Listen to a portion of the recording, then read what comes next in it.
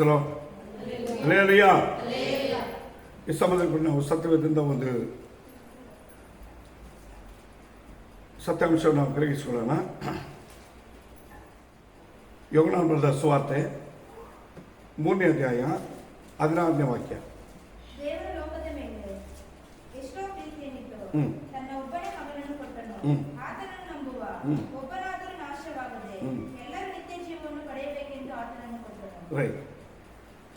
ಇಲ್ಲಿ ಈ ವಾಕ್ಯವು ಯಾರಿಗೆ ಬರೆಯಲ್ಪಟ್ಟಿದೆ ಅಂತ ಹೇಳಿದ್ರೆ ಅನ್ಯ ಜನರಿಗಲ್ಲ,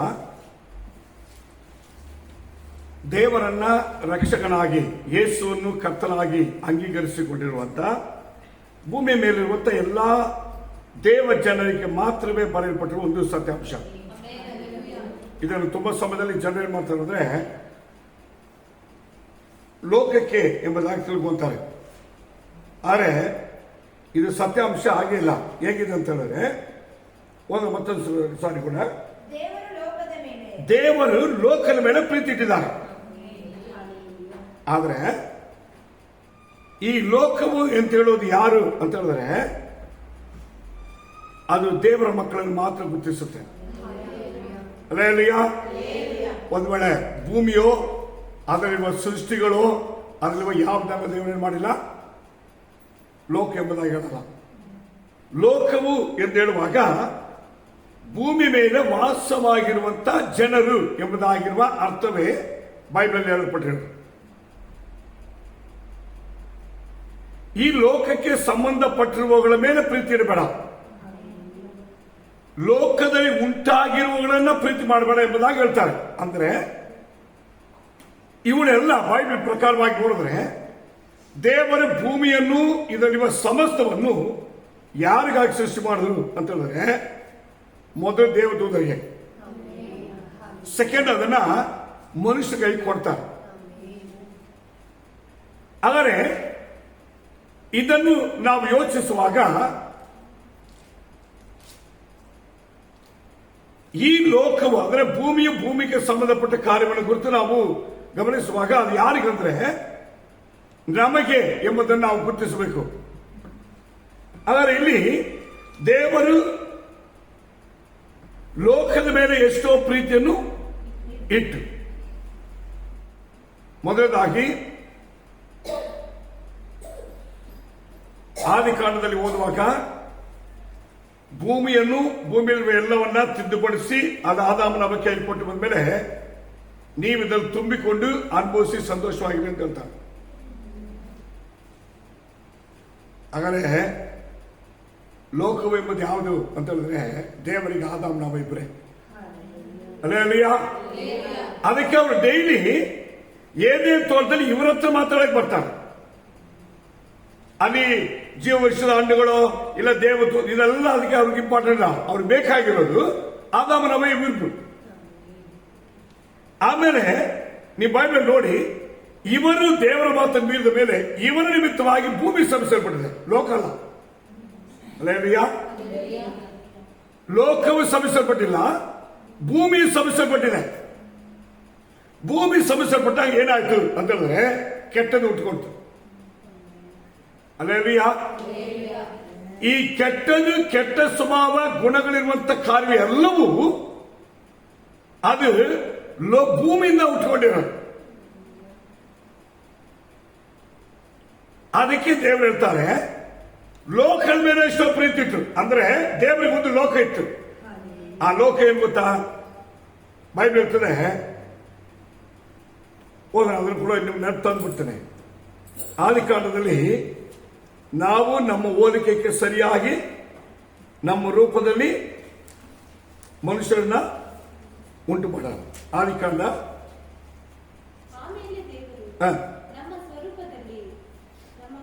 ನೋಡಿ 26ನೇ ವಾಕ್ಯ ಮೊದಲನೇ ಅಧ್ಯಾಯದಲ್ಲಿ ನೋಡಿ, ದೇವರಿಗೆ ಲೋಕ ಎಂಬುದು ಅವರು ಅವರ ಸ್ವರೂಪ, ಅವರಂಗೆ ಸೃಷ್ಟಿಸಲ್ಪಟ್ಟ ಮನುಷ್ಯರೇ. ಆದರೆ ಮನುಷ್ಯನ ಮೇಲೆ ದೇವರ ಪ್ರೀತಿ ಇಟ್ಟರು.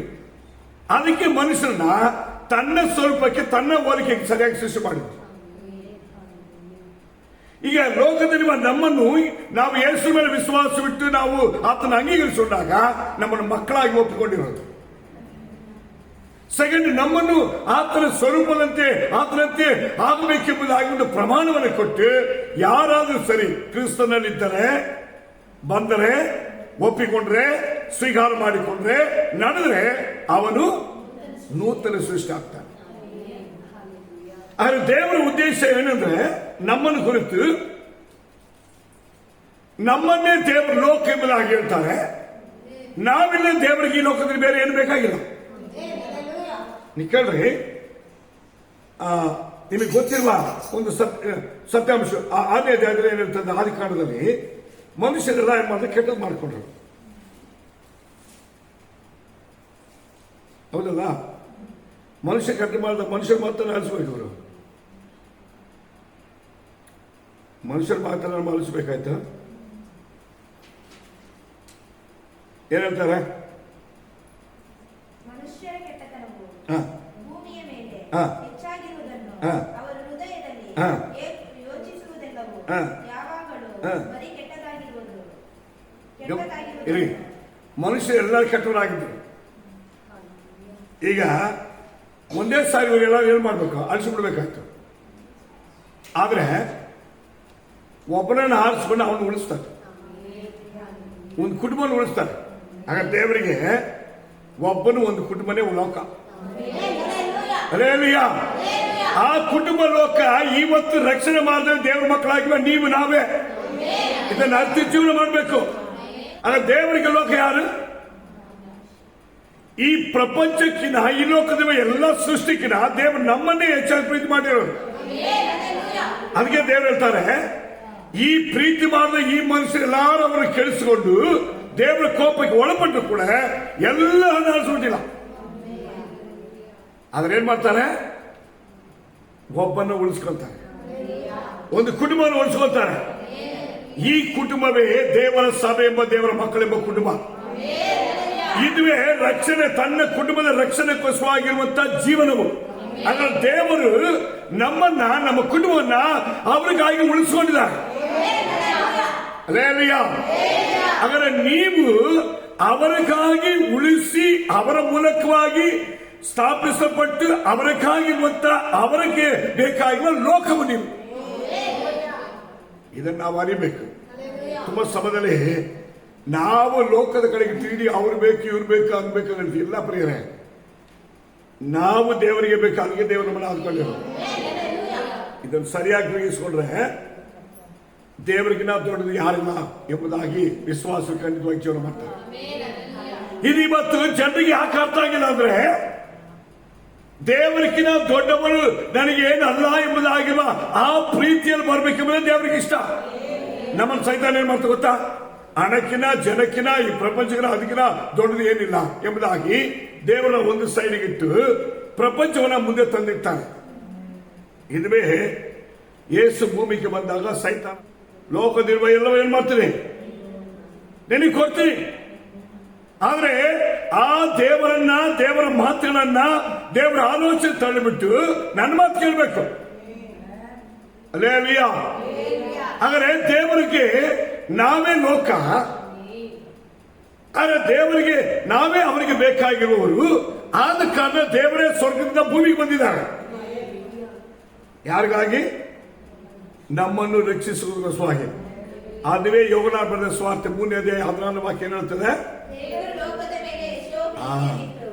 ದೇವರ ಲೋಕದ ಮೇಲೆ ಎಷ್ಟೋ ಪ್ರೀತಿಯನ್ನಿಟ್ಟು. ಹಾಗಾದ್ರೆ ದೇವರ ಮಕ್ಕಳೆಂಬವರು ಲೋಕಕ್ಕಿನ, ಲೋಕದಲ್ಲಿರುವ ಜನರಿಗಿನ, ಲೋಕದಲ್ಲಿ ನಮಗೆ ಸಿಕ್ಕುವ ವೈಭವಕ್ಕಿಂತಲೂ ಮೇಲಾಗಿ ನಾವು ದೇವರ ಪ್ರೀತಿ ಮಾಡಬೇಕು. ಅಲ್ಲೇಲೂಯಾ. ಆದರೆ ಅದಕ್ಕಾಗಿ ದೇವರು ನಮ್ಮನ್ನ ಒಬ್ಬರೇ ಆಗಲಿ, ಒಂದೇ ಕುಟುಂಬ ಆಗಲಿ, ಕೆಲವರೇ ಆಗಲಿ ದೇವರು ನಮ್ಮನ್ನು ಹಾಕಿಕೊಳ್ಳೋದು. ಇದಕ್ಕೆ ಅರ್ಥ ದೇವರ ಲೋಕಕ್ಕಿನ ನಮ್ಮ ಮೇಲೆ ಪ್ರೀತಿ ಇಟ್ಟಿದ್ದಾರೆ. ಹೋಗೋಣ, ಒಂದು ವಾಕ್ಯ ಕೂಡ ಓದ್ಬೋಣ. ಮತ್ತಾಯ ಬರೆಸುವಂತ 3ನೇ ಅಧ್ಯಾಯ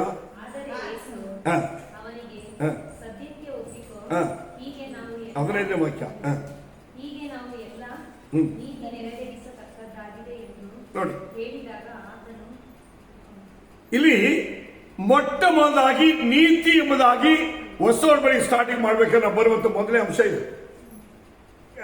ನಾವು ದೇವರ ಮುಂದೆ ನೀತಿವಂತರು ನಮ್ಮನ್ನು ಪಾಪ ಕ್ಷಮಿಸಿದ ನಮ್ಮನ್ನು ಮಕ್ಕಳಾಗಿ ಮಾಡೋದು ಕರೆಕ್ಟ್. ಯಾವಾಗಂದ್ರೆ ನಾವು ದೇವರ ನೀತಿಯನ್ನು ಅನುಸರಿಸುವಾಗ. ಆ ನೀತಿ ಏನು ಎಂಬುದಾಗಿ ನೋಡಿದ್ರೆ ಗಮನಿಸೋಣ. ಅದರಲ್ಲಿ ವಾಕ್ಯ ಫಸ್ಟ್ ಓದಿ. ಆಗ ಯೋಹಾನನು, ನಾನು ನಿಮ್ಮಿಂದ ಸ್ನಾನ ಮಾಡಿಸಿಕೊಳ್ಳತಕ್ಕವನಾಗಿರುವಲ್ಲಿ ನೀನು ನನ್ನ ಬಳಿಗೆ ಬರುವುದೇನು ಎಂದು ಹೇಳಿ ಆತನನ್ನು ಗಮನಿಸಿ, ನಾನು ನಿನ್ನ ಮಾತು ಕೇಳಿ ನಡಿಬೇಕು. ಒಂದಲ್ಲ, ಯಾರ ಮಾತು ಕೇಳಿ ನಡಿಬೇಕು? ಸ್ನಾನಿಕನಾಗಿರುವ ನಾನು ಯೇಸುವಿನ ಮಾತನ್ನು ಕೇಳಿ ನಡಿಬೇಕು. ಅವನು ಹೇಳ್ತಾನೆ, ನಾನು ನಿನ್ನ ಮಾತು ಕೇಳಿ ನಡಿಬೇಕು. ಆದ್ರೆ ನೀನು ಬಂದು ನನ್ನ ಮಾತು ಕೇಳಿ ನಡೀತಿಲ್ಲ, ಅದೇಗೆ ಕರೆಕ್ಟ್. ಅದಕ್ಕೆ ಯೇಸು ಸ್ವಾಮಿ ಕೊಟ್ಟ ಉತ್ತರ ಏನು ಗೊತ್ತಾ? ಓದಿ. ಅದಕ್ಕೆ ಯೇಸು ಸ್ವಾಮಿ ಅವನಿಗೆ ಕೊಟ್ಟ ಉತ್ತರವೇ ಇದು. ఇప్పటికి కానిము నీతి యావత్తు ఇలాగూ నెరవేర్చుటకు మనకు తగినదని ఉత్తరమిచ్చింది కనుక అతడు ఇలాగూ కానిము. ಇದು ಮೊದಲೇ ಸತ್ಯಾಂಶ ಏನಂದ್ರೆ, ದೇವರ ಚಿತ್ತವನ್ನು ಇಷ್ಟವನ್ನು ದೇವರ ವಾಕ್ಯದ ಉಪದೇಶವನ್ನ ನಮಗೆ ಬೋಧಿಸುವ ಸೇವಕರ ಜೊತೆಯಲ್ಲಿ ಸೇರಿ ನಡೆದು ಪೂರೈಸಬೇಕಂತ. ಇದಕ್ಕೆ ಹೆಸರೇನು? ಹಾಗಾದ್ರೆ ಸೇವಕರ ಮಾತನ್ನು ದೇವರು ನಮಗೆ ಬೋಧಿಸುವ ಆಜ್ಞೆಗಳನ್ನು ಮೀರಿ ನಡೆಯುವಾಗ ಇವರು ದೇವರ ನೀತಿ ನಡೆಸಿ ಆವತ್ತು ದೇವರ ಮುಂದೆ ನೀತಿವಂತರಾಗಲ್ಲ.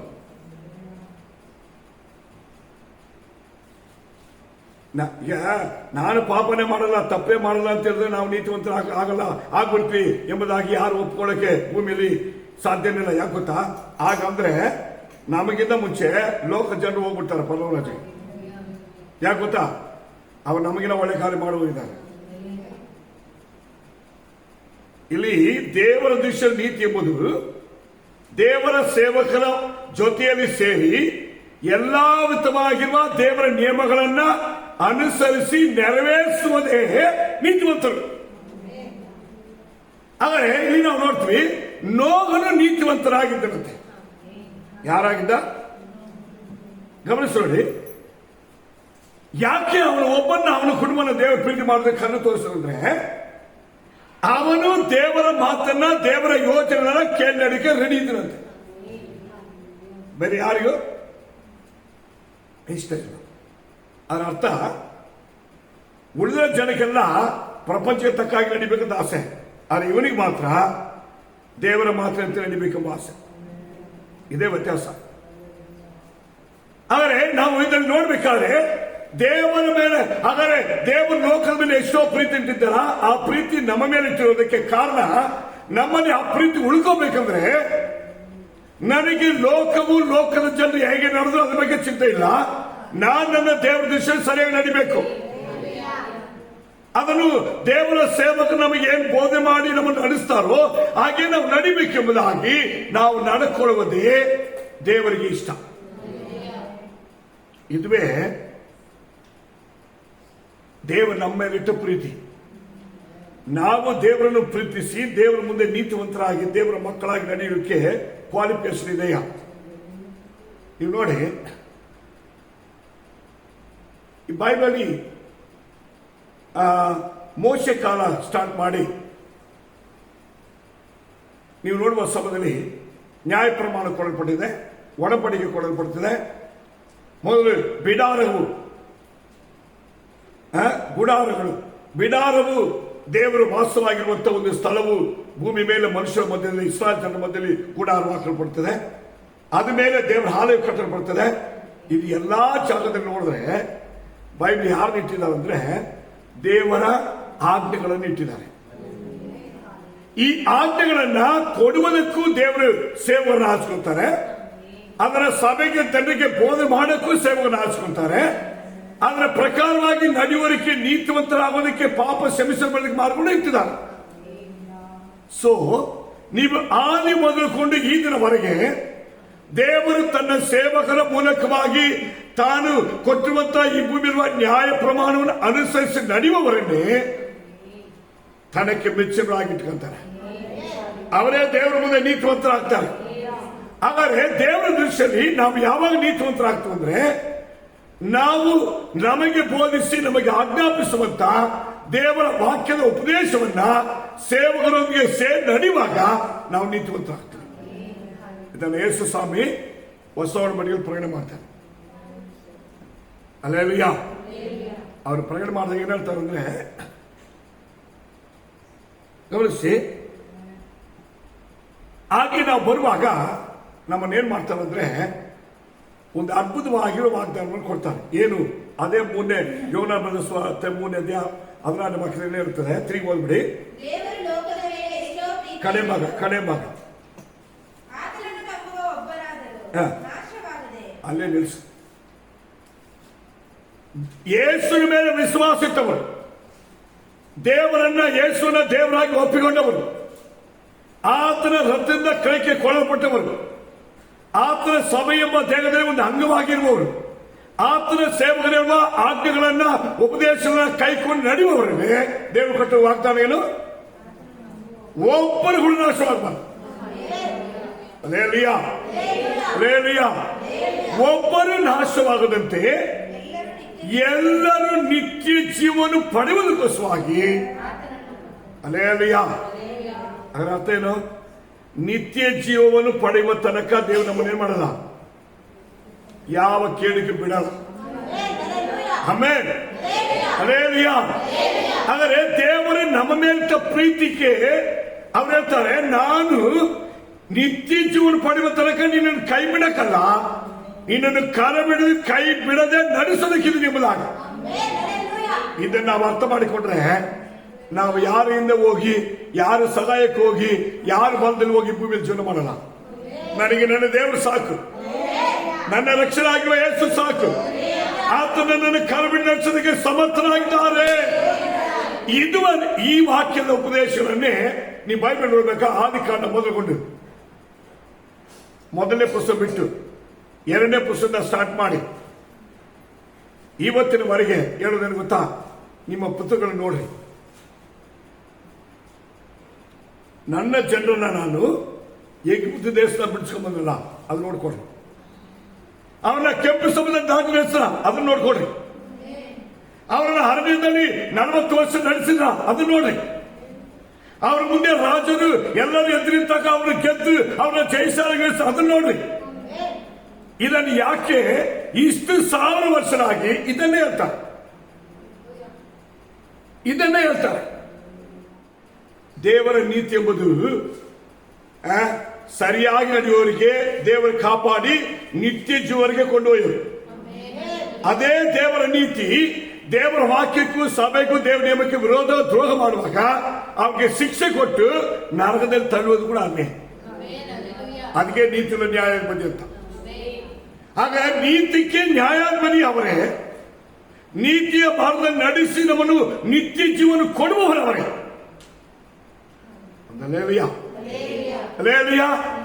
ನಿತ್ಯ ಜೀವನ ಕೊಡುವವರವರೇ, ನಿತ್ಯವಾಗಿರುವ ನ್ಯಾಯ ತೀರ್ಪನ್ನು ಕೊಟ್ಟು ನರಕಕ್ಕೆ ತಳ್ಳುವವರವರೇ.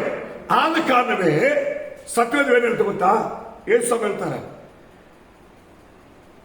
ನಾನು ಪ್ರಾಣ ಕೊಟ್ಟು ನನ್ನ ಜನರಿಗೋಸ್ಕರವಾಗಿ ಅವರು ರಕ್ಷಿಸಿ ನೀತಿಯ ಮಾರ್ಗ ನಡೆಸೋದಕ್ಕೆ, ನನ್ನ ಮಕ್ಕಳಾಗೋದಕ್ಕೆ, ನನ್ನ ಸಭೆಯಲ್ಲಿ ನನ್ನ ರಥದಲ್ಲಿ ಕೈ ಕೊಳಪಟ್ಟವರಾಗಿ ನಿತ್ಯ ಚಾರ್ಜ್ ಪಡೆದುಕೊಳ್ಳೋದಕ್ಕೆ ನಾನು ಅವರಿಗಾಗಿ ಜೀವ ಕೊಟ್ಟಲ್ಲ. ಆಗ ಜೀವದ ಅಧಿಕಾರ ನನ್ನ ಕೈಲಿದೆ.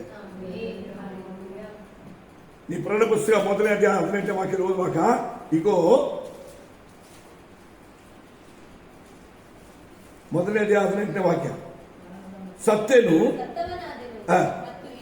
ಈಗೋ ಯುಗ ಯುಗಾಂತರಗಳಲ್ಲಿ ಬದುಕುವನಾಗಿದ್ದೀನಿ, ಮರಣದ ಮತ್ತು ಪಾತಾಳದ ಬೀಗದ ಕೈ ನನ್ನ ಹತ್ರ ಇದೆ. ವಹಿಸಲು ನೀವು ಗಮನಿಸಿರಿ. ಆದ್ರೆ ನ್ಯಾಯ ತೀರ್ಪು, ದಂಡನೆ, ಶಿಕ್ಷೆಯು ಅವರ ಕೈನಲ್ಲಿದೆ. ನಿತ್ಯವಾಗಿರುವ ರಾಜ್ಯಕ್ಕೆ ನಾವು ಹೋಗುವುದು ಸೇರುವುದು ಕೂಡ ಅವರ ಕೈನಲ್ಲಿದೆ. ಅದಕ್ಕೆ ಅವರು ನೀತಿ ಬರರು. ಆತ ನೀತಿವಂತನಾಗಿರುವ ದೇವರು. ಅದಕ್ಕೆ ಯೇಸು ಹೇಳ್ತಾರೆ, ನಾವು ನೀತಿಯನ್ನು ನೆರವೇರಿಸಬೇಕು, ನೀತಿಯನ್ನು ಅನುಸರಿಸಬೇಕು. ಅನುಸರಿಸಿದ್ರೆ ನಿತ್ಯ ಜೀವ ಖಂಡಿತವಾಗಿದೆ, ಪರಲೋಕ ರಾಜ್ಯವು ಖಂಡಿತವಾಗಿದೆ.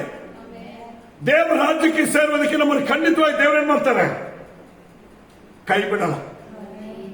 ಆದ್ರೆ ಒಬ್ಬನು ನಾಶವಾಗಬಾರದು, ಎಲ್ಲರೂ ನಿತ್ಯ ಜೀವನ ಪಡೆದುಕೊಳ್ಳಬೇಕೆಂಬುದಕ್ಕೋಸ್ಕರವಾಗಿ. ಹಾಗಾದ್ರೆ ನಾವು ಯೋಚನೆ ಮಾಡಬೇಕು, ಒಬ್ಬರು ಕೂಡ ನಾಶವಾಗಬಾರ್ದು ಅಂತ. ಮಗ ನೀವು ಕೂತ್ಕೊಂಡು ಯೋಚನೆ ಮಾಡಿ, ಈ ಒಂದು ಭಾಗವನ್ನ ನಿಮ್ಮ ನೆನಪಲ್ಲಿ ತಂದುಕೊಂಡ್ರೆ, ರಾತ್ರಿ ಆಗಲು ಕೆಟ್ಟ ಕನಸು, ಸೈತಾನನು, ಕೆಡಿಸುವವರು, ಲೋಕವು, ಜನರು, ಇದು ಯಾವುದು ನಿಮ್ಮನ್ನ ವಿಶ್ವಾಸಕ್ಕೆ, ಪ್ರಾರ್ಥನೆಗೆ, ದೇವರ ವಾಕ್ಯವನ್ನು ಅನುಸರಿಸೋದಕ್ಕೆ, ದೇವರ ಸೇವಕರ ಜೊತೆಯಲ್ಲಿ ಸೇರಿ ಆತನ ಹೇಳುವಂತ ವಾಕ್ಯದ ಉಪದೇಶನ ಕೈಕೊಂಡು ದೇವರ ನೀತಿಯನ್ನು ನೆರವೇರಿಸಿ ಜಯಶಾಲಿ ಆಗೋದಕ್ಕೆ ಯಾವ ತಡೆ ಇರಲ್ಲ. ಸೈತಾನ ಯಾವ ರೀತಿ ನಿಮ್ಮನ್ನು ಅಡ್ಡಿಪಡಿಸಲಿಕ್ಕೆ ಆಗಲ್ಲ. ಇದುವೇ ದೇವ ಜನಕ್ಕೆ ಕೊಟ್ಟುವ ಅದ್ಭುತವಾಗಿರುವ ಒಂದು ಕಾರ್ಯ. ಹಾಗಾದರೆ ದೇವ ನಮ್ಮನ್ನು ಕಾಯುವುದಕ್ಕೆ ಮೊದಲದಾಗಿರೋ ಮಾಡ್ತಾನೆ ಏನು ಅಂತ ಹೇಳಿದ್ರೆ, ಒಬ್ಬನಾದ್ರೂ ನಾಶವಾಗಬಾರದು, ಎಲ್ಲರೂ ನಿತ್ಯ ಜೀವ. ನಾವು ಅರ್ಥ ಮಾಡಿಕೊಳ್ಬೇಕು, ರಕ್ಷಣೆ ಹೊಂದಿರುವ ಅಂದಿನಿಂದ ನಿತ್ಯ ಜೀವ ಪಡೆಯುವ ತನಕ ದೇವ ನಮ್ಮನ್ನು ನಾಶಕ್ಕೆ ಬಿಟ್ಟುಕೊಡಲ್ಲ. ಸರಿ, ನಾಶವು ಯಾವಾಗ ಬರುತ್ತೆ? ಬೈಬಲ್ ಇರ್ತದೆ.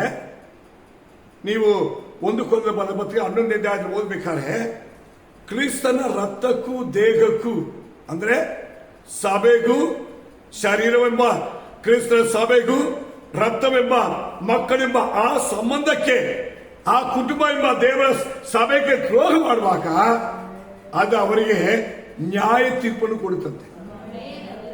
ಏನು ಕೊಡುತ್ತೆ? ವಿವೇಚಿಸಿ ತಿಂದು ಕುಡಿಯೋನಾಗಿ ತಿಂದು ಕುಡಿಯೋದ್ರಿಂದ,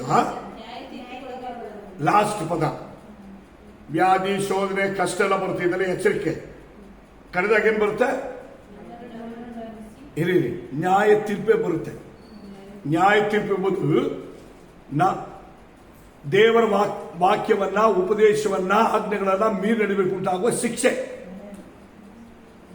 ಇದು ಆಶೀರ್ವಾದ ಅಲ್ಲ, ಎಚ್ಚರಿಕಲ್ಲ, ನ್ಯಾಯ ತೀರ್ಪು. ಈಗ ನಮ್ಮ ಮೇಲೆ ತೀರ್ಪು ಕೊಡುವ ಅಧಿಕಾರ ಅವನಿಗಿದೆ. ಅದೇ ಹೇಳ್ತಾರೆ, ಮರಣವು ಪಾತಾಳದ ಬೀಗದ ಕೈ ನನ್ನ ಹತ್ರ ಇದೆ. ಅದಕ್ಕೆ ಮುಂಚೆನೆ ಶೋಧನೆಗಳು, ಹೋರಾಟಗಳು, ಕಷ್ಟಗಳು ಬರುವಾಗ ನೀವು ಎಚ್ಚೆತ್ತುಕೋ, ನೀವು ಎಚ್ಚೆತ್ತುಕೋ. ಯಾಕಂದ್ರೆ ನಾನು ನಿನ್ನನ್ನು ಕಾಪಾಡಕ್ಕಿರುವ ದೇವರು. ಹೆದರಬೇಡ, ಜನರು ನೋಡಿ ಹೆದರಬೇಡ, ಈ ಪ್ರಪಂಚ ಕಷ್ಟ ನೋಡಿ ಹೆದರಬೇಡ, ವ್ಯಾಧಿ ನೋಡಿ ಹೆದರಬೇಡ, ಈ ಭೂಮಿಯಲ್ಲಿ ಬರುವ ಭಾರ, ಕಷ್ಟ, ವೇದನೆ, ಶೋಧನೆ, ಸಾಲ ಇದ್ರು ನೋಡಿ ಹೆದರಬೇಡ. ನಾನು ನಿನ್ನನ್ನು ಕೈ ಬಿಡಲ್ಲ. ನಾನು ಕಡೆಯವರೆಗೆ ನಡೆಸಿರುವ ದೇವರು. ಮನುಷ್ಯನಿಗೆ ಅರ್ಧದಲ್ಲಿ ಕೈ ಬಿಡಲ್ಲ, ಮನುಷ್ಯನಿಗೆ ಅರ್ಧದಲ್ಲಿ ದ್ರೋಹ ಮಾಡಲ್ಲ. ಈಗ ರಕ್ಷಣೆ ಒಂದು ವಿಶ್ವಾಸರಾಗಬೇಕಾದ್ರೆ ಏನಂತ ಗೊತ್ತಾ? ಮರಣ ಪರ್ಯಂತವೂ ನಂಬಿಗಸ್ತವಾಗಿದ್ದರೆ ಜೀವ ಕಿರೀಟ. ಅದರಲ್ಲಿ ಕಡೆವರೆಗಿದ್ರೆ ಮಾತ್ರವೇ ಜೀವ ಎಂಬ ಜಯಮಾನ. ಇದು ನಾವೇನ್ ಮಾಡ್ತೀವಿ? ಆವಾಗ ರಕ್ಷಣೆ ಹೊಂದುವಾಗ, ವ್ಯಾಧಿ ಗುಣವಾಗಬೇಕಾದ್ರೆ, ಆಶೀರ್ವಾದ ಆಗ್ಬೇಕಾದ್ರೆ, ಒಳ್ಳೇದಾಗ್ಬೇಕು. ಅಯ್ಯೋ, ನಮ್ಮ ದೇವರು, ನಮ್ಮ ಸಭೆ, ನಮ್ಮ ದೇವರು, ನಮ್ಮ ಮೇಲುವ ದೇವರ ಶಕ್ತಿ, ಅಭಿಷೇಕ, ನಮ್ಮ ದೇವರ ಸತಿ ನಾವು ಮಾಡಿದ ಪ್ರಾರ್ಥನೆ ಕರೆಕ್ಟ್. ಆದರೆ ಕಡೆವರೆಗೆ ಹಂಗೆ ಇರ್ತಾರ? ಅದಕ್ಕೆ ದೇವರು ಹೇಳ್ತಾರೆ, ನಮ್ಮ ಮನುಷ್ಯರಿಗೆ ಡಬಲ್ ಮಾತಲ್ಲ ನನ್ನ ಹತ್ರ. ನಾನು ಮಾತು ಬದಲಾವಣೆ ಮಾಡಲ್ಲ, ನಾನು ಕಾಲಕ್ಕೆ ಸಮಯ ತಕ್ಕಾಗಿ ಬದಲಾವಣೆ ಆಗಲ್ಲ. ನಾನು ವಾಗ್ದಾನ ಕೊಟ್ರೆ ಅದರ ಕಡೆಯವರೆಗೆ ನೆರವೇರಿಸಿ ಸಮರ್ಥರಾಗಿರುವ ದೇವರು. ನಿನ್ನನ್ನು ಕಡೆಯವರೆಗೆ ಕಾಯುವುದಕ್ಕೆ ಸಮರ್ಥನು. ನಾನು ನಿಮ್ಮನ್ನು ಕೈ ಬಿಡುವುದಿಲ್ಲ. ಆದರೆ ನೀನು ದ್ರೋಹ ಮಾಡಿ ಹೋಗಬಾರ್ದು, ನೀನು ದ್ರೋಹ ಮಾಡಿ ನಡಿಬಾರ್ದು. ಇದುವೇ ದೇವರು ನಮಗೆ ಕೊಡುವ ಆಜ್ಞೆ. ಹೇಳ್ತಾರೆ, ನೀವು ಒಬ್ಬರು ಕೆಟ್ಟು ಹೋಗೋದು, ನಾಶವಾಗೋದು ನನಗೆ ಇಷ್ಟ ಇಲ್ಲ. ನಾನು ಅದು ಒಪ್ಪಲ್ಲ. ನಾನು ನಿನ್ನ ಕೈ ಬಿಡುವುದಿಲ್ಲ.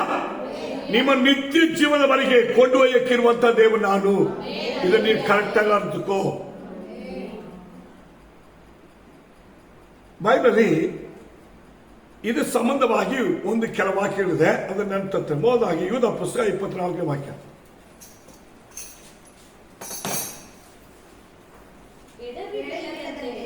ನಿಮ್ಮನ್ನು ಕಾಪಾಡುವುದಕ್ಕೂ ತನ್ನ ಪ್ರಭಾವದ ದೇವರು ಹೆಂಗಿದ್ದಾರೆ?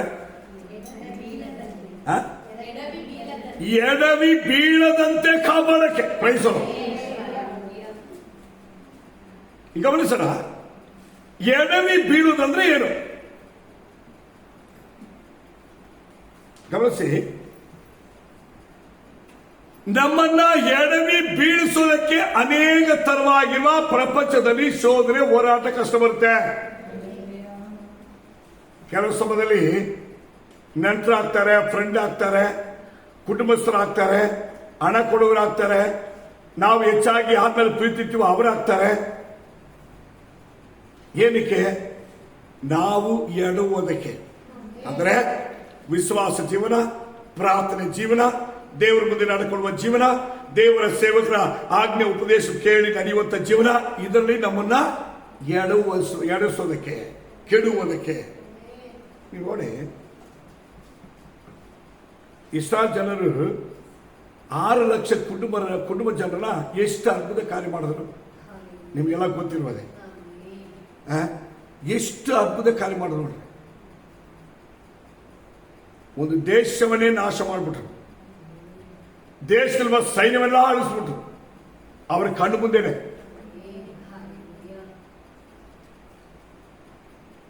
ಆದರೆ ಅವರು ಹೆಂಗ್ ನಡ್ಕೊಂಡ್ರು ನೋಡಿ. ಏನ್ ಹೇಳ್ತಾ ವಾಕ್ಯದಲ್ಲಿ? ಇರಿ, ಅವರು ಎಡುವಂತೆ ಅಲ್ಲಿ ತಿಂದಿರೋ ಜ್ಞಾಪ ಬರುತ್ತೆ ಇವರಿಗೆ. ಆ ಪಟ್ಟಣದಿಂದ ಅನುಭವ ಇವರಿಗೆ ಜ್ಞಾಪ ಬರುತ್ತೆ. ನೀವು ಅರ್ಥ ಮಾಡ್ಕೊಳ್ಳಿ. ಇಲ್ಲಿ ಬಂದಾಗ ಇವರಿಗೆ ಮೋಸ ಏನು ಕಸರ ಕೊಟ್ಟಿಲ್ಲ, ಎಲ್ಲರೂ ಫ್ರೀ ಇದ್ದಾರೆ. ಅಲ್ಲಿರ್ಬೇಕಾದ್ರೆ ಗುಲಾಮರಾಗಿ ಬೆಳಗಿಂದ ರಾತ್ರಿವರೆಗೆ ಏನ್ ಮಾಡ್ಬೇಕು? ಹುಲ್ಲು ತರಬೇಕು, ಮಣ್ಣೆಲ್ಲ ಮಣ್ಣೆಲ್ಲ ಕಲಸಿ ಮಣ್ಣೆಲ್ಲ ರೆಡಿ ಮಾಡಿ ಹುಲ್ಲು ಹಾಕಿ ಅದನ್ನ ಏನ್ ಮಾಡ್ಬೇಕು? ಇಟ್ಟಿಗೆ ಒಯ್ಸ್ಬೇಕು, ಸುಡಬೇಕು. ರಾತ್ರಿಗಳು ಇವರಿಗೆ ಕೆಲಸ ಒಂದು ಸ್ವಲ್ಪ ಕೂಡ ಫ್ರೀ ಇಲ್ಲ. ಆದ್ರೆ ಇವನು ಏನು ಕೆಲಸನೇ ಕೊಟ್ಟಿಲ್ಲ. ಅವ್ರೇನ್ ಹೇಳ್ತಾರೆ, ನಾವು ಅಲ್ಲಿದ್ರೆ ಎಷ್ಟು ಚೆನ್ನಾಗಿರ್ತದೆ. ನೀವು ಕುತ್ಕೊಂಡು ಯೋಚನೆ ಮಾಡ್ರಿ. ಸೆಕೆಂಡ್, ಅಲ್ಲಿ ಬೇಕಾದ್ರೆ ಬೆಳಗಿಂದ ಸಾಯಂಕಾಲವರೆಗೆ ಕೆಲಸ ಮಾಡಿದ್ರೆ ಊಟ. ಇಲ್ಲಿ ಬಂದಾಗ ಕೆಲಸನೇ ಇಲ್ಲ. ದೂದರು ತಿನ್ನುವಂತ ಮಣ್ಣ, ಮಾಂಸದ ಊಟ. ನೀವು ಅರ್ಥ ಮಾಡ್ಕೊಳ್ಳಿ, ಇವರಿಗೆ ಹಸಿವೆ ಎಂಬುದೇ ಇಲ್ಲ.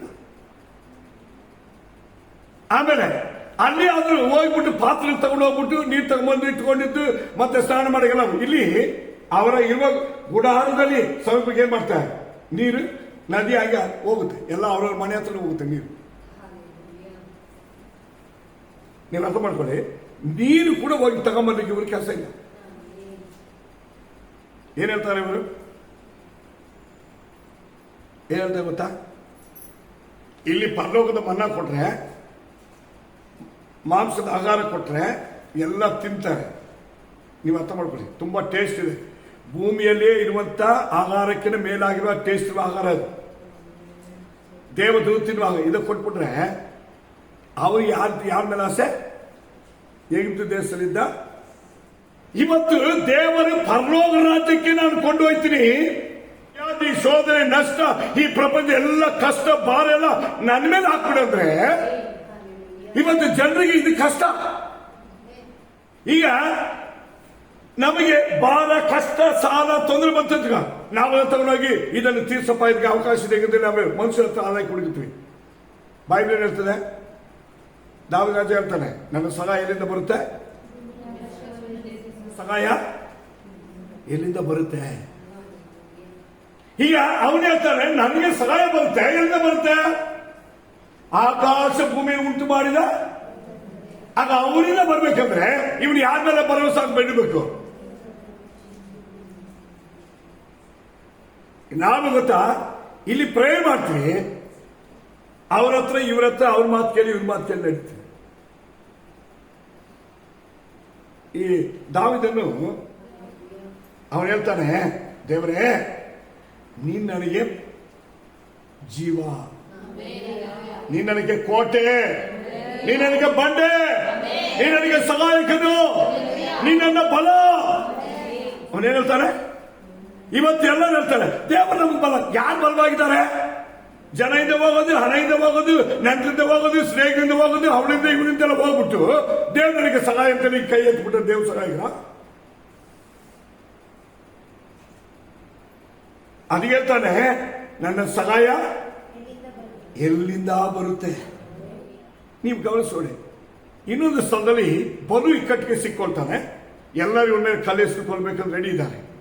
ಒಂದು ಸಾಮಾನ್ಯ ಪುಸ್ತಕ ಬರುತ್ತೆ. ಆದರೆ ಇವನೇನ್ ಮಾಡ್ತಾನೆ? ತನ್ನ ದೇವರಾಗಿರೋ ಕರ್ತನಲ್ಲಿ ಬಲಪಡಿಸಿಕೊಳ್ತಾನೆ. ಸಾಮೇಲ್ 30ನೇ ಅಧ್ಯಾಯದಲ್ಲಿ 6ನೇ ವಾಕ್ಯ. ಇದಲ್ಲದೆ ಜನರು ಹ. ತಮ್ಮ ಗಂಡು ಹೆಣ್ಣು ಮಕ್ಕಳಿಗಾಗಿ ಹ. ಮನಸ್ಸಿನಲ್ಲಿ ಹ. ಬಹಳವಾಗಿ ನೊಂದುಕೊಂಡು ರೈಟ್. ದಾವೀದನನ್ನು ಹ. ಕೊಲ್ಲೈಸಲು ಹ. ಕೊಲ್ಲಬೇಕೆಂದಿದ್ದರಿಂದ ಹೌದು. ಅವನು ಹ. ಬಲು ಇಕ್ಕಟ್ಟಿನಲ್ಲಿ ಬಿದ್ದನು. ಆಮೇಲೆ ಆದರೂ ಹ್ಮ್. ಅವನು ತನ್ನ ದೇವರಾದ ಕರ್ತನಲ್ಲಿ ಹ್ಮ್. ತನ್ನನ್ನು ಬಲಪಡಿಸಿಕೊಂಡು ನೋಡಿ, ಅವನು ತನ್ನ ದೇವರಾಗಿರುವ ಕರ್ತನಲ್ಲಿ ಬಲಪಡಿಸಿಕೊಂಡ. ಆಗ ವಿಶ್ವಾಸಿಗಳಿಗೆ ದೇವಜನಿಗೆ ಅದೇ ಹೇಳ್ತಾರೆ, ಹೆದರಬೇಡ, ಒಬ್ಬರು ನಾಶವಾಗದಂತೆ ಎಲ್ಲರೂ ನಿತ್ಯ ಜೀವ ಪಡೆಯುವುದಕ್ಕೆ. ಇದೇ ವಾಗ್ದಾನನೇ ಹೊಸ ಒಡಂಬಡಿಕೆಯಲ್ಲಿ ಬರು. ಕಾಲಗಳು ಬದಲಾವಣೆ ಆಗುತ್ತೆ, ವಾಕ್ಯ ಬದಲಾವಣೆ ಇಲ್ಲ, ದೇವರ ಆಲೋಚನೆ ಬದಲಾವಣೆ ಇಲ್ಲ. ದೇವರು ಸಂತೈಸುವುದು ತನ್ನ ಸೇವಕರು ಬಿಟ್ಟು ಬೇರೆ ಮಾರ್ಗ ಇಲ್ಲ ಎಂಬುದಕ್ಕೆ ಸತ್ಯವೇದ ಹೇಳುತ್ತದೆ. ಹೀಗೆ ಅದಕ್ಕೆ ಸತ್ಯವೇದ ಹೇಳುತ್ತದೆ, ನಿಮ್ಮನ್ನು ಬೈಬಲ್ ಹೇಳ್ತದೆ, ನೀವು ಒಬ್ಬರನ್ನು ನಾಶವಾಗದಂತೆ ಎಲ್ಲರೂ ನಿತ್ಯ ಜೀವನ ಕೊಂಡುವವರೆಗಿರುವಂತಹ ಪ್ರಮಾಣವೇ ದೇವರು ಕೊಟ್ಟ ವಾಗ್ದಾನ, ಸಂತೈಸುವ ಮಾರ್ಗ. ಅದು ದೇವರು ತನ್ನ ಸೇವಕರ ಮೂಲಕವಾಗಿ ತನ್ನ ಜನರಿಗೆ ನಡೆಸುವಂತ ಯೋಚನೆ, ನಡೆಸುವ ಮಾರ್ಗ. ಇದು ಕೇಳದೆ ನಡೆಯುವಾಗ ದೇವರ ಕೋಪ, ಶಾಪ ಬರದ ಆಶೀರ್ವಾದ ಎಲ್ಲಿಂದ ಬರುತ್ತೆ? ಅದಕ್ಕೆ ಹೇಳ್ತಾರೆ ಯೂದ ಪುಸ್ತಕದಲ್ಲಿ, ಎಡವಿ ಬೀಳದಂತೆ ನಿಮ್ಮನ್ನು ಕಾಪಾಡುವುದು. Praise the Lord. ಆದರೆ ನಿಮ್ಮನ್ನು ಎಡವಿ ಬೀಳದಂತೆ ಕಾಪಾಡುವುದಕ್ಕೆ ದೇವರು ಸಂತೈಸುವ ಮಾರ್ಗವಿರುವುದೇ ತನ್ನ ಸೇವಕರ ಮೂಲಕವಾಗಿ. ಯಾವ ಇಕ್ಕಟ್ಟು ಬಂದರೂ ಆ ದೇವರ ವಾಕ್ಯವನ್ನ, ಉಪದೇಶಕ್ಕೆ ನಡೆಯುವುದಕ್ಕಿರುವಂತಹ ಮಾರ್ಗ ಇವತ್ತು ಬೇರೆ ಇಲ್ಲ. ವಾಕ್ಯವನ್ನ ಅರಿಬೇಕು, ಸತ್ಯವನ್ನ ಗ್ರಹಿಸಿಕೊಳ್ಳಬೇಕು. ಆಗವೇ ಸತ್ಯವು ನಿಮ್ಮನ್ನು ಬಿಡುಗಡೆ ಮಾಡುತ್ತೆ. ಸತ್ಯವು ಹರಿಯದೆ ಹೋದ್ರೆ, ಸತ್ಯವು ನಿಮ್ಮೊಳಗೆ ಇಲ್ಲದೆ ಹೋದ್ರೆ, ಸತ್ಯಕ್ಕೆ ಅವಿಧರಾದ್ರೆ, ಸತ್ಯಕ್ಕೆ ಹಠಮಾರಿಯಾಗಿ ಅವಿಧರಾಗಿ ನಡೆದ್ರೆ ಯಾರಿಗೂ ಬಿಡುಗಡೆ ಬರೋದಿಲ್ಲ, ದೇವರ ಆಶೀರ್ವಾದನೂ ಬರಲ್ಲ. ಅದಕ್ಕೆ ದೇವರು ಹೇಳ್ತಾನೆ, ಎಡವಿ ಬೀಳದಂತೆ ನಿಮ್ಮನ್ನು ಕಾಪಾಡುವುದಕ್ಕೆ. ವಹಿಸಲು ದೇವರು ಹೆಂಗ್ ಕಾಪಾಡ್ತಾರೆ? ಎಡವಬಾರ್ದು, ಬೀಳಬಾರ್ದು.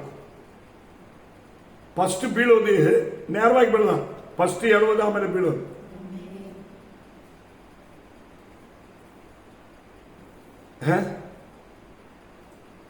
ಬೈಬಲ್ ಹೇಳ್ತದೆ, ಯಾರು ಒಬ್ಬರಿಗೆ ನೀವು ಎಡವೋದಕ್ಕೆ ಕಾರಣವಾಗಿದ್ರೆ, ಒಂದು ಮಗುವಿಗೆ, ಒಂದು ಆತ್ಮಕ್ಕೆ ನೀವು ಅಡ್ಡಿಯಾಗಿದೆ, ಎಡವಿ ಬೀಳೋದಕ್ಕೆ ಕಾರಣವಾಗಿದ್ರೆ ಅವ್ರ ಕತ್ತಿಗೆ ಏನು ಕಟ್ಟಬೇಕು? ಹಾಗಾದ್ರೆ ಸಭೆಗೆ ದ್ರೋಹ ಮಾಡುವ ಎಷ್ಟು ಬೀಜಗಳು ಕಟ್ಟಬೇಕು ಗೊತ್ತಾ? ಎಡವೋದಕ್ಕೆ ಕಾರಣವಾಗಿರಬಾರ್ದು.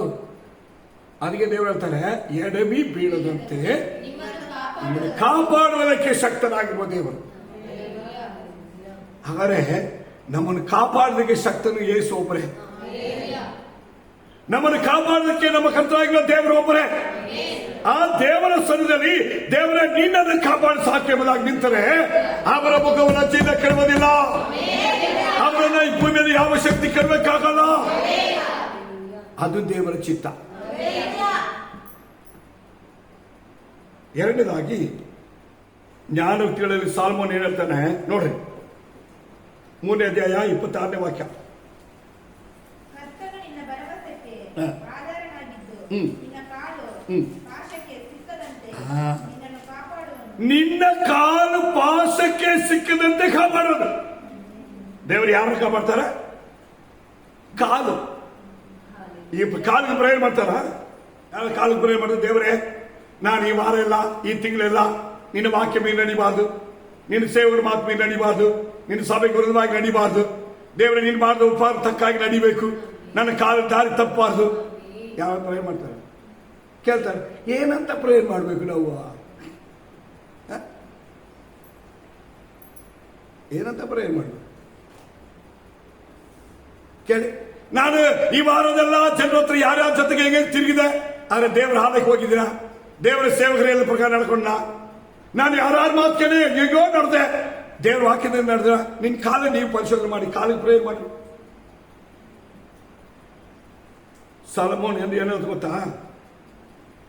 ಅವನು ಹೇಳ್ತಾನೆ, ಕರ್ತನೇ, ಕರ್ತನು ನಿನ್ನ ಭರವಸೆಗೆ ಹ. ಆಧಾರನಾಗಿದ್ದು ಆ ನಿನ್ನ ಕಾಲು ಪಾಶಕ್ಕೆ ನಿನ್ನ ಕಾಲು ಪಾಶಕ್ಕೆ ಸಿಕ್ಕದಂತೆ ಸಿಕ್ಕದಂತೆ, ಪಾಶದ ಬಲೆಗೆ ನಿನ್ನ ಕಾಲನ್ನು ಅಗಿನಡಿ ಎಂಬುದಾಗಿ ಪಾಪ ಶಾಪದಲ್ಲಿ ದೇವರ ಕೋಪದಲ್ಲಿ ನಿಮ್ಮನ್ನ ಸಿಕ್ಕಿಸುವಂತ ಜನರಿಂದ ತಪ್ಪಿಸಿಕೊಳ್ಳುವುದಕ್ಕೋಸ್ಕರವಾಗಿ ನಿನ್ನ ಕಾಲಿಗೆ ಪ್ರೇಯರ್ ಮಾಡು. ನಿನ್ನ ಕುಟುಂಬ, ನಿನ್ನ ಮಕ್ಕಳ ಕಾಲಿಗೆ ಪ್ರೇಯರ್ ಮಾಡು. ನಿನ್ನ ಜೊತೆಗಿರುವ ಸ್ನೇಹಿತರ ಕಾಲಿಗೆ ಪ್ರೇಯರ್ ಮಾಡು. ವಿಶ್ವಾಸ ಯಾರು ಪ್ರೇಯರ್ ಮಾಡ್ತಾರೆ? ನೆಟ್ಟಿಗೆ ದೇವ್ರ ವಾಕ್ಯದಲ್ಲಿ ನಡೆಯೋಕ್ಕೆ ಕಾಲಿಗೆ ಪ್ರೇಯರ್ ಮಾಡು. ನನ್ನ ಕಾಲುಗಳು ಯಾರಿಗೆ ಸಿಕ್ಕೊಳ್ಬಾರ್ದು? ಪಾಶಕ್ಕೆ ಸಿಗೋಬಾರ್ದು. ಪಾಶ ಅಂದ್ರೆ ಗೊತ್ತಾ? ಬಲೆ.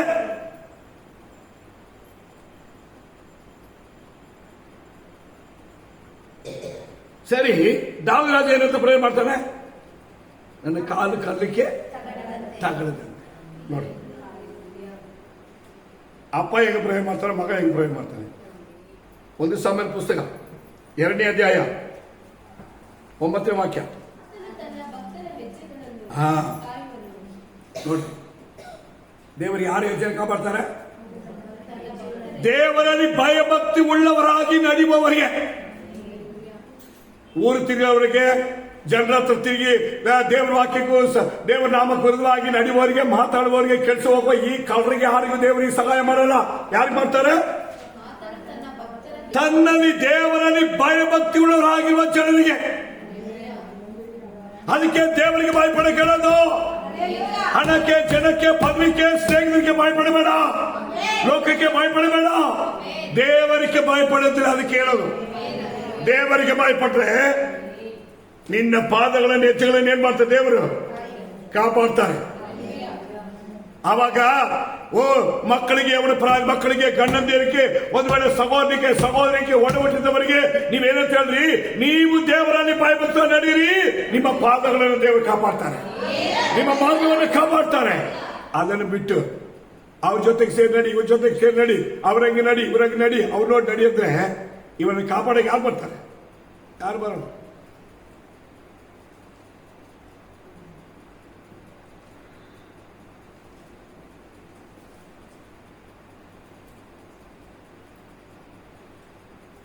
ಈ ಬೈಬಲ್ ನೋಡುವಾಗ ದೇವರು ನಮ್ಮನ್ನು ಯಾವ ರೀತಿಯಲ್ಲಿ ಕಾಪಾಡ್ತಾರೆ. ಸದ್ಭಕ್ತರಿಗೆ, ಕರ್ತನಲ್ಲಿ ಭಯಭಕ್ತರು ನಡೆಯುವವರಿಗೆ ಅವರ ಹೆಜ್ಜೆಗಳನ್ನು ದೇವರು ಕಾಪಾಡ್ತಾರೆ. ಅವರು ಎಲ್ಲೇ ಹೋದರು, ಏನೇ ಮಾಡಿದರು, ದೇವರು ಅವರ ಜೊತೆಗಿರ್ತಾರೆ. ಅವರ ಕಾಲು ಎಡವದಂತೆ ತನ್ನ ದೂತರಿಗೆ ಆಜ್ಞಾಪಿಸ್ತಾರೆ. ಅವರ ಜೊತೆಗಿರ್ತಾರೆ. ಎಡವುವವನ, ಬೀಳುವವನ ಕರಬಿಡಿದು ಎಬ್ಬಿಸಿ ನಿಲ್ಲಿಸಿ ಸಹಾಯಕ್ಕೆ ತಂದು ದೇವರು ತನ್ನ ನಾಮದಲ್ಲಿ ಅದ್ಭುತ ಕಾರ್ಯ ಮಾಡಲಿಕ್ಕೆ ಸಮರ್ಥರಾಗಿದ್ದಾರೆ. ಆದ್ರೆ ನಮ್ಮನ್ನ ಪರಿಶೋಧನೆ ಮಾಡೋಣ.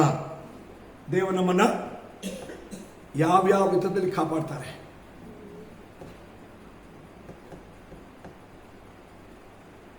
ಕೀರ್ತನೆ 121 6ನೇ ವಾಕ್ಯ. ಹಗಲಲ್ಲಿ ಸೂರ್ಯನು, ಇರುಳಲ್ಲಿ ಚಂದ್ರನು ನಿನ್ನನ್ನು ಬಾಧಿಸುವುದಿಲ್ಲ. ಕರ್ತನು ನಿನ್ನನ್ನು ಎಲ್ಲಾ ಕೇಡಿನಿಂದ ತಪ್ಪಿಸುವನು. ಆ ಲಾಸ್ಟ್ ಪದ ಇದೆಯಲ್ಲ, ಅದ್ಭುತವಾಗಿರೋ ಒಂದು ಪದ. ದೇವರು ನಿನ್ನನ್ನು ಎಲ್ಲ ಕೇಳು. Praise the Lord, praise the Lord, hallelujah. ಎಲ್ಲ ಕೇಳಿನಿಂದ ಹಾಗೆ ಮನುಷ್ಯ ನಿಮಗೆ ಒಂದು ಕೇಳಿನಿಂದ ತಪ್ಪಿಸಕ್ಕೆ ಸಹಾಯ ಮಾಡ್ತಾರೆ. ಎಲ್ಲ ಕೇಳಿನ ತಪ್ಪಿಸಕ್ಕೆ ಇರುವವರು ಒಬ್ಬರೇ ದೇವರು. ಅದಕ್ಕೆ ಅವರ ದಾವೀದನು ತನ್ನ ಜೀವಮಾನದಲ್ಲಿ ಯಾವ ಸ್ಥಳದಲ್ಲಿ ಯಾವ ಕೇಳಿ ಬಂದ್ರು ಕೂಡ ಫಸ್ಟ್ ಹೋಗಿ ಬೀಳುವುದು ದೇವರ ಸನ್ನಿಧಿಯಲ್ಲಿ. ಅವರು ಕೇಳೋದು ದೇವರ ಸೇವರೆಂಬ ಆಲೋಚನೆ ಅಷ್ಟೇ. ಅದಕ್ಕೆ ದಾವೀದನು ಅವನು ಎಲ್ಲೆಲ್ಲಿ ಹೋದನು ಆ ದೇವರ ಅವನ ಜೊತೆಗಿದ್ದು ಜಯ ಕೊಟ್ಟರು. ಯಾರ ಕೈಗೆ ದಾವೀದನ ದೇವರು ಬಿಟ್ಟುಕೊಟ್ಟಿಲ್ಲ. ಇದಕ್ಕೆ ಕಾರಣ ಏನು ಗೊತ್ತಾ? ಅವನು ಎಲ್ಲಿ ಹೋದ್ರು ಕೂಡ ದೇವರ ಸೇವಕರ ಮಾತು ಮೀರಲ್ಲ, ದೇವರ ಆಲೋಚನೆ ಮೀರಲ್ಲ, ದೇವರಿಗೆ ವಿರುದ್ಧವಾಗಿ ಏನು ಮಾತಾಡಲ್ಲ, ದೇವರ ಆತ್ಮನಿಗೆ ವಿರುದ್ಧವಾಗಿ ಏನು ಮಾತಾಡಲ್ಲ, ದೇವರ ಆತ್ಮನ ವಿರುದ್ಧವಾಗಿ ಒಂದು ಮಾತು ಕೂಡ ತುಟಿದು ಬಿಟ್ಕಂತ ಮಾತಾಡಲ್ಲ. ನನಗೆ ದೇವರೇ ಫಸ್ಟ್.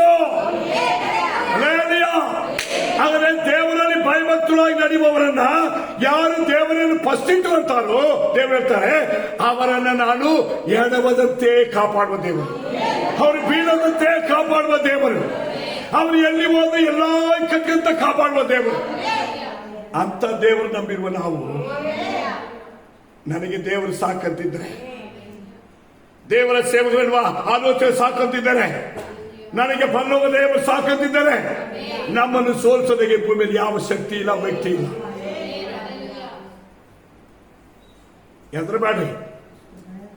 ವಿರೋಧ ಶಕ್ತಿಗಳು, ವೈರಿಗಳ ಶಕ್ತಿಗಳು, ಸೈತಾನ ಶಕ್ತಿಗಳು, ಕೆಡಿಸುವ ಶಕ್ತಿಯೋ ಯಾವುದು ದೇವರಿಗೆ ಭಯಭಕ್ತಿಗಳು ಉಳ್ಳವರಾಗಿದ್ದು ದೇವರ ಸೇವಕರ ಮಾತನ್ನು ಬಿಟ್ಟು ಎಡಕ್ಕೆ ಮಲಗುವಂತ ನಡೆಯುವವರನ್ನ ದೇವರು ಎಂದಿಗೆ ಕೈ ಬಿಡುವುದಿಲ್ಲ.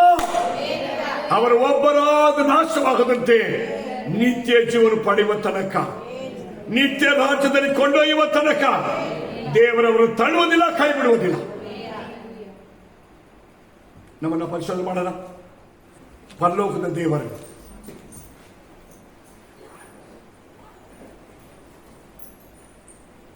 ನಮ್ಮನ್ನು ಎಲ್ಲಾ ನಾಶಗಳಿಂದ ತಪ್ಪಿಸೋದಕ್ಕೆ, ಎಲ್ಲ ಕೇಡಿಂದ ತಪ್ಪಿಸೋದಕ್ಕೆ, ಕಡೆಯವರೆಗೆ ನಮ್ಮನ್ನ ಕಾಪಾಡುವುದಕ್ಕೆ, ಒಬ್ಬರು ನಾಶವಾಗದಂತೆ ಯಾವ ವಿಷಯದಲ್ಲಿ, ಯಾವ ಇಕ್ಕಟ್ಟಲ್ಲಿ, ಯಾವ ಸಮಯದಲ್ಲಿ ಕರ್ತ ನಮ್ಮನ್ನು ಕೈ ಬಿಡದಂತೆ ನಡೆಸೋದಕ್ಕೆ ದೇವರು ಸಮರ್ಥರಾಗಿದ್ದಾರೆ. ನಮ್ಮನ್ನು ಕಾಪಾಡುವ ದೇವರು, ನಮ್ಮನ್ನು ಕಾಪಾಡುವ ದೇವರು ನಮಗೆ ಸಹಾಯಕರಾಗಿದ್ದಾರೆ. ಕರ್ತನಲ್ಲಿ ಭಯಭಕ್ತರಾಗಿ ನಡೀರಿ. ಮೋಶೆ ನ್ಯಾಯ ಪ್ರಮಾಣ ಬಿಟ್ಟು ಎಡಕ್ಕೆ ಮಲಕ್ಕೆ ಹೋಗದಂತೆ ನಡೀರಿ. ಕರ್ತನ ಸೇವಕರೆಂಬ ವಾಕ್ಯದ ಉಪದೇಶ ಬಿಟ್ಟು ಎಡಕ್ಕೆ ಮಲಕ್ಕೆ ಹೋಗದಂತೆ ನಡೀರಿ. ಕರ್ತ ನಿಮ್ಮ ಸಂಗಡ ಇರ್ತಾರೆ. ನಿಮ್ಮನ್ನು ಯಾವ ಇಕ್ಕಟ್ಟಿಗೂ ಯಾವ ಕೇಳಿಗೂ ಕೈ ಬಿಡುವುದಿಲ್ಲ. ಯಾರ ವಿರೋಧಿ ಶಕ್ತಿ ನಿಮ್ಮನ್ನು ಏನ್ ಮಾಡಕ್ಕಾಗಲ್ಲ. ನಿಮಗೆ ಔತಣವನ್ನ, ಬಿಡುಗಡೆಯನ್ನು ಆತ್ಮದ ಮಾಡುವಂತ ದೇವರು ನಿಮ್ಮನ್ನು ಕರವಿ ನಡೆಸೋದಕ್ಕೆ ಸಮರ್ಥರಾಗಿದ್ದಾರೆ. ಕರ್ತ ಮುಂದೆ ಸಮರ್ಪಿಸೋಣ. ಹೌದರಾಚ, ಕರ್ತನಲ್ಲಿ ಭಯಭಕ್ತಿ ಉಳ್ಳವರನ್ನ ಆತನ ಕಾಯುವ ದೇವರು.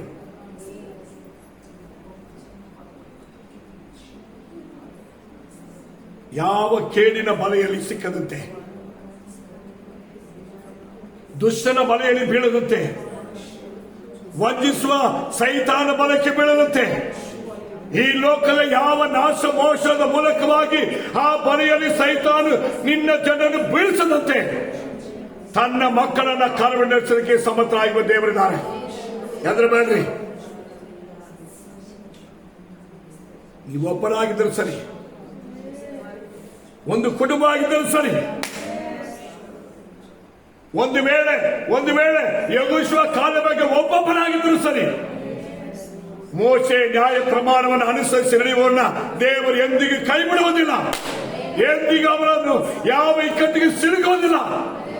ದೇವರು ತನ್ನ ದೂತನ ತಂಡನಿಸಿ ಕಾಪಾಡೋದಕ್ಕೆ, ಎಲ್ಲಾ ಕೇಡಿನಿಂದ ತಪ್ಪಿಸೋದಕ್ಕೆ ಅವರೇ ಅವರಿಗೆ ಸಹಾಯಕರಾಗಿ ಬರ್ತಾರೆ. ಆ ಸಹಾಯಕ ನನಗೆ ಸಾಕು ದೇವರೇ. ಆ ದೇವರೇ ನೀನು ನಮಗೆ ಸಾಕು ರಾಜ. ನಿನ್ನ ಆಲೋಚನೆ ನಮಗೆ ಸಾಕು ಎಂಬುದಾಗಿ ಕರ್ತನ ಮುಂದೆ ಸಮರ್ಪಿಸಿಕೊಂಡು ಪ್ರಾರ್ಥನೆ ಮಾಡೋಣ. Glory to lord. ಭೂಪರಲೋಕದ ಒಡೆಯ ನಾವು ಸ್ತೋರಿಸುತ್ತಾ ದೇವರೇ, ಎಲ್ಲ ವಾಕ್ಯಗಳ ಮುಂದೆ ನಿನ್ನ ಮಕ್ಕಳನ್ನು ಬಲಪಡಿಸು. ನಿನ್ನ ವಾಕ್ಯದ ಆಧಾರದ ಜೀವಿಸುವಂತ ಕೃಪೆಯನ್ನು ಕೊಡು. ವೈರಿಗಳ, ಸೈತಾನ, ವಿರೋಧಿಗಳ ಎಲ್ಲ ಶಕ್ತಿಗಳು ಯೇಸು ನಾಮದಲ್ಲಿ ಮುರಿದಾಕಲ್ಪಡಲಿ.